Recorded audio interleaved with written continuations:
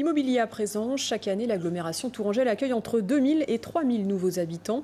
Tours, ville où il fait bon vivre, mais surtout investir. D'après une étude du Figaro, elle est la 4e ville de France où il est bon acheter une maison ou un appartement. Et sur les 1200 logements construits à Tours l'an dernier, 65% d'entre eux étaient situés à Tours-Nord. L'arrivée du tramway pesant évidemment dans la balance. Focus ce soir sur ce nouvel Eldorado des promoteurs. Reportage de Anna Seldrissi et Adrien Petitot. Un trou béant au cœur de la ville, voilà le symbole de la mutation du quartier de la Tranchée. Très prisé car proche du centre, ce lieu voit peu à peu disparaître les anciennes maisons au profit de petits immeubles, aux grandes dames des riverains. C'est pas le quartier qui vaut ça. Quand je suis arrivée là il y a quelques années, il n'y avait rien du tout. Et là, ça pousse comme des champignons. C'est vraiment lamentable. Une urbanisation rapide qui s'explique par l'apparition du tramway qui permet de rejoindre le centre-ville en une dizaine de minutes, ainsi que par le nombre de terrains disponibles. Le prix moyen du mètre carré à Tours-Nord est de 3 500 € contre 4 500 € minimum pour le centre-ville.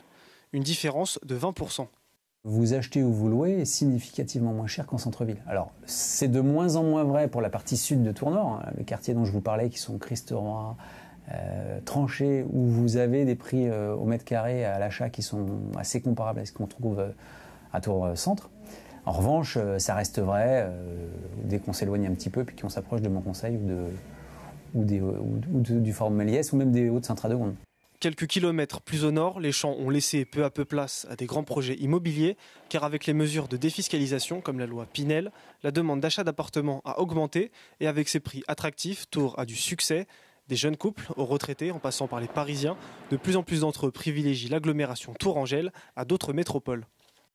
Quand vous achetez un bien en loi Pinel, vous soumettez à la fois votre locataire à des plafonds de ressources et le propriétaire bailleur à des plafonds de loyer.